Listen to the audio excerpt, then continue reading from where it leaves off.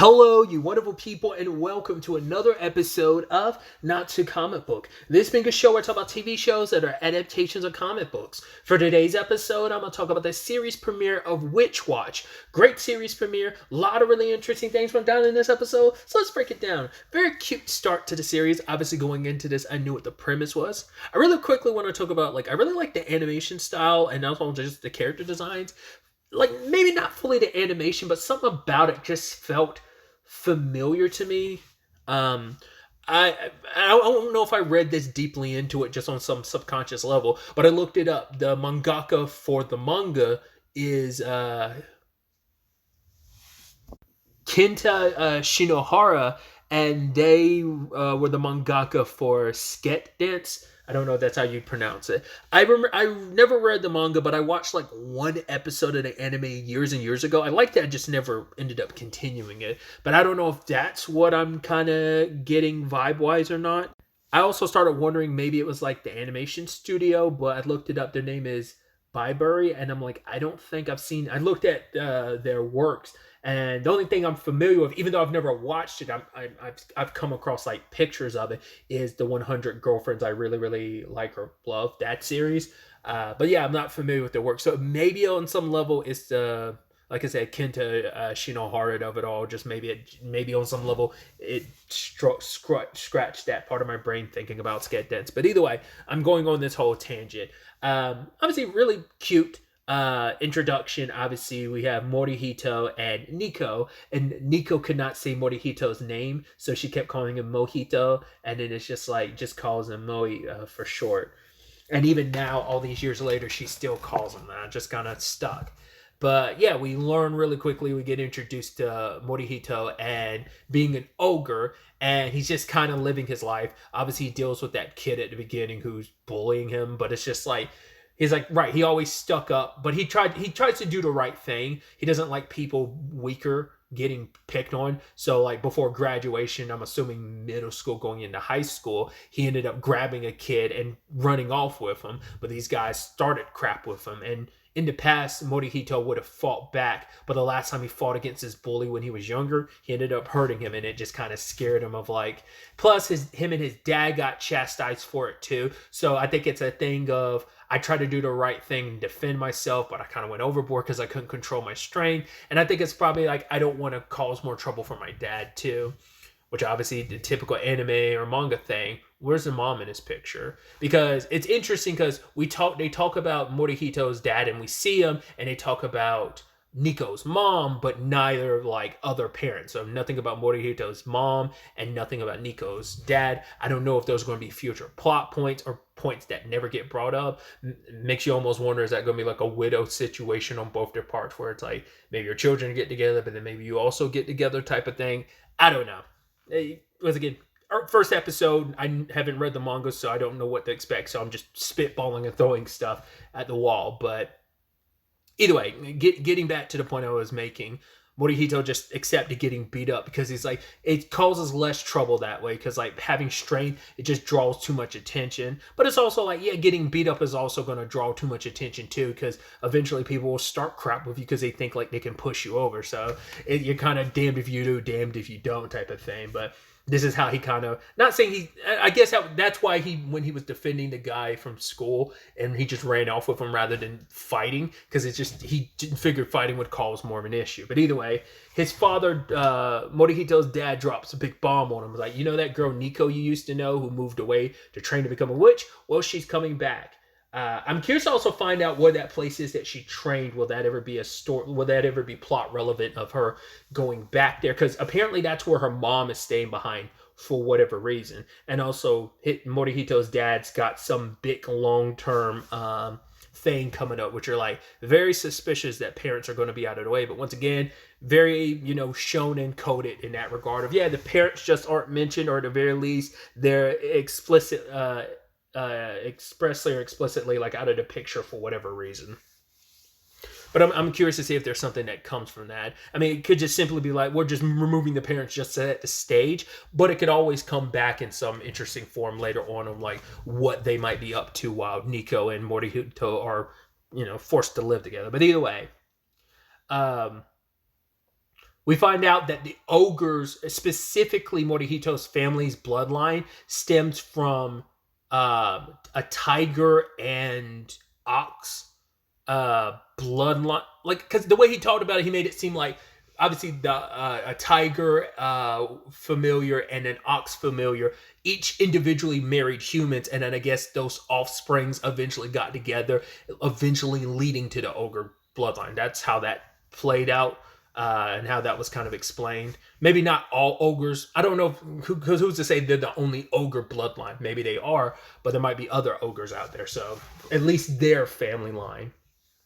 Because they talk about it like, right, familiars typically are animals, but if they build up enough energy, they eventually take on human-esque forms. So they've got kind of like this almost contract with witches where it's like we kind of have an old code that calls for us to pick up like arms as a familiar, and that's what Morihito is going to serve as one for Nico. Because apparently this was all her mom's idea, but I'm curious like how much fighting did Nico present, because she was just probably super excited to see Morihito after all these years, and get to show off how great she's become, because she made the promise next time we see each other, I'll be a great witch. But obviously she's our stumbling klutz of a protagonist, where she comes in smashing through the glass and tries to use magic to repair it, which she does, but ends up destroying his very prized like mug that he really enjoys. And that's like, oh, that's super effed up. She's like, see, your feelings about it is what made this spell happen. He's like, yes, but you still broke the thing I like, and why are you talking about it so proudly? You should have told me that was going to happen. And even she's like, yeah, maybe I probably should have used one of my own items for that. But it's like, I was thinking like, oh man, this is going to go wrong. I figured his cup was going to break, but I thought the point was the glass in the window wasn't going to get fixed and his cup was going to break. But it's like, no, the glass got fixed, but the glass cup, the mug broke. But that's a beautiful early representation of magic. There's always a dual side to it. It's not all just free. There is give and take with it. And I think that's a lesson that, for whatever reason, maybe it's just that Nico is so antsy to prove herself. I mean, she's very klutzy, but we showcased that even when they were younger and she was doing magic, she was a klutz then, probably even more dangerous now because she knows more spells, but doesn't know the ramifications of everything. So going in kind of half blind of everything that she does. But I love that when she initially meets Morihito again, she's just like, wow, I've grown. Like, she's like, wow, look at you. She's like, look, what about me, Morihito? Have I grown into a magnificent? And he cut off that special moment, be like, hey, before you even continue, let's clean up this room. Let's clean up the house. So. Because she's also, not only is she trying to prove something to herself, she's also trying to prove stuff to Morihito, because she wants to be like, oh, like I just keep messing things up. But I'm also wondering, what does that stem from? Like, was there something at a young age when it came to other witches? Like, was she badmouth behind her back and she heard it, and maybe that made her self-conscious about being a witch? I don't know. Maybe it's something her mom's pressuring her. It seems like it's Nico's decision, so I don't feel like there's any pressure from her mom, but who knows? We haven't got those conversations yet, so it could just be this is 100% her, but it feels like she's trying so hard to quickly like rise up and become like a great witch, not only just for Morihito's sake, but her own sake. But that's why I'm like, I don't know what's it feels like she's trying to rush so quickly, so it feels like there's definitely other motivation behind that. But ended up turning herself into paper, got blown through the winds, and then immediately I'm like, wasn't the whole point to try and keep her secret as a witch safe? And then like, oh, like she flaps and lands on a guy's yard, and then, oh, the bully guy, yeah, she just happens to get stuck in between the space between two houses, like a crack in between two houses, and she turns back into a human in such a space, or back into a human form in that space, she'll die. So Morihito's asking the bully for help, but the guy won't listen to him because he's stubborn. Because he's like, oh, you want me to listen to you? He's like, I will literally kneel and bow down in front of you. But it makes Morihito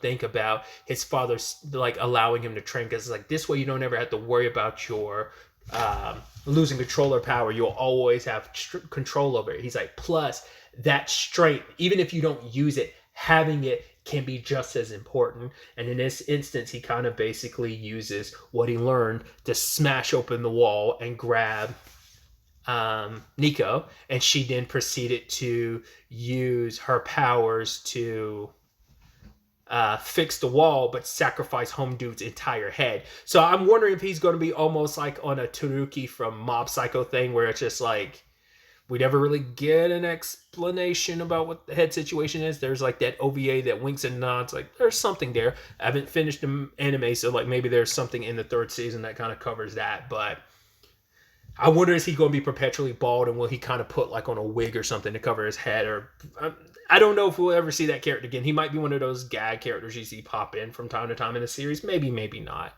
But then they go shopping, and then, you know, trying to show off again, she makes their bags really light. But the reason why she wants to use magic to help people is because witches have to use their magic, especially as novices. Connecting with people and those connections and building relationships gives you more and more control over your power. Like, you know, it's, you know, Persona-esque. Oh, you got to get them social links up. So that's how you kind of get more power stuff, right? And if you don't, if you kind of live an isolated life, it tiptoes you closer to the darkness, which I was like, interesting, which kind of implies, obviously, there's going to be dark witches out and about.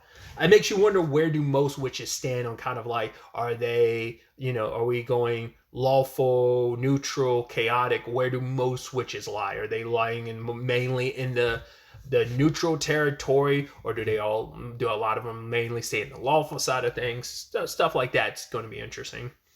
But yeah, they end up, well, it's her goal and dream to help as many people as possible with her powers, because she's kind of got that, well, great power comes great responsibility. I have this power, I want to use it to help people. And it also helps her become a better witch in the process. So it's kind of like a win-win, two birds, one stone type of thing. They fly and save a woman from a burning building. Once again, in public view, just everyone's just willy-nilly out the wazoo. She uses that super light spell again, but we find out that it isn't just about your weight being light, it's every aspect of you. And then you have Morihito being super goofy and lighthearted, and he's flirting with the woman that they're saving.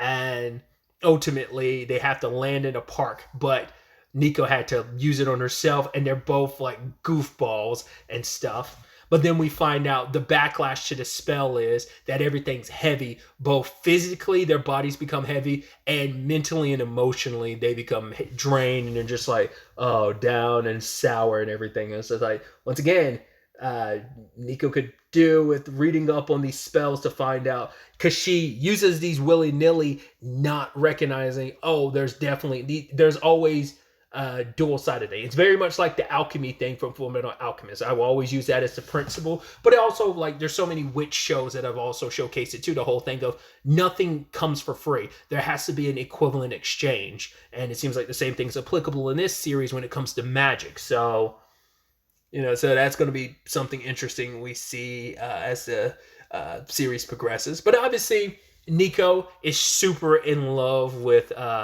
Morihito, and I love the whole thing, her making a heart with her hands. She's like, oh, I'm so in love, love.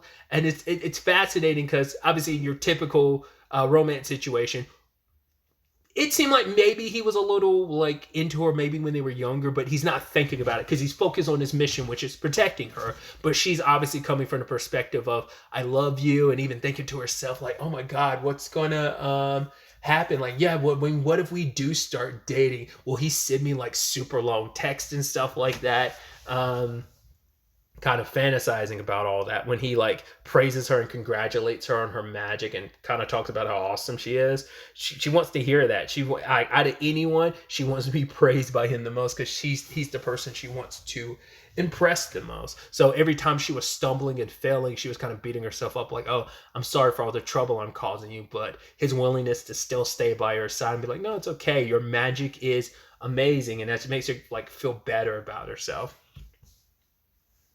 But as I was talking about with Morihito, he has a mission, because it turns out that Nico's mom had some kind of prophecy of some something befalling, some like disaster or whatever is happening to Nico within a year, and they don't know what it is specifically, but the only thing that could prevent it is being protected by a familiar. Now, I'm curious to see if we're going to have a story beat, because this feels like this could be the story beat where Morihito thinks like that familiar is going to be him, but maybe another familiar comes into the picture and makes him feel insecure, where it's like, oh, I feel like I'm failing Nico, and this person might be that person. Maybe they'll look at. I could definitely see a story beat like that, where it's like, oh, this person is her the true familiar that's going to protect her, but maybe that person's like an evil familiar working for another witch and trying to manipulate her. Once again, just pulling from my experience with manga and anime, that I feel like, oh, that's a story beat I could definitely see. Not that exact story beat, but elements of that story beat I could see being applicable in this, but, you know, it could be wrong. Once again, I watched a tiny bit of the trailer, so I don't fully know what to expect. And also, I've never read the manga, so I have no idea what to expect on that front either. So, like I said, first episode, I'm just spitballing, throwing, spaghetti at the wall to see what sticks type of situation. So, but yeah, that's also a big part of this, is this prophecy. So that's going to be an interesting wrinkle to this, because it's just going to be simple, like, oh, I'm trying to protect your identity while you're continuing to help people using magic, while also because really quickly, like, wasn't Sket Dance about that? Like, weren't our main characters helping people in other clubs and stuff at school? Wasn't that? I can't remember if that was the premise behind it. I want to say that was the premise behind that series. So I'm like, oh, there's little, considering what Nico wants, it's like, oh, that could be elements sprinkled into this series, kind of reflecting that a little bit. Her way of helping people with magic. Obviously, it's going to be outside of school, but also within school. So seems like the next episode, based on like the next episode on Witch Watch, that it seems like that might be the main crux of the next episode, being mainly or maybe entirely at school. So anyway, just a cute series. Once again, went into it knowing the premise. I'm excited to see what the next set of shenanigans our characters are going to ultimately find themselves in. The endless supply of shenanigans they're going to find themselves in. I should also note, I really like the outro too, like especially like how, in conjunction with how this series is animated, but like the animated like stylings of the outro. I don't know if that's the actual outro or whether that's like the intro that they're using for an outro, because obviously there was no intro for this episode. Well, opening, sorry, I keep using the wrong word. There was no opening for this episode, and so I don't know if this is going to be the actual ending going forward, or whether that's like the opening used as an ending just for this episode. Either way, ending or opening, whatever it ends up ultimately being, it's still really cute, and I really like it, and I really like the song and the images and stuff they show. Like I said, it just, with the content and of it all, it feels more like an opening than it does an ending, but we'll see. So yeah, like I said, really like what I've seen so far, and I'm excited to see what happens next. But really, that's all I wanted to talk about. Until the next time we meet, be happy, be safe, live life to the fullest, and enjoy it. Good day and goodbye.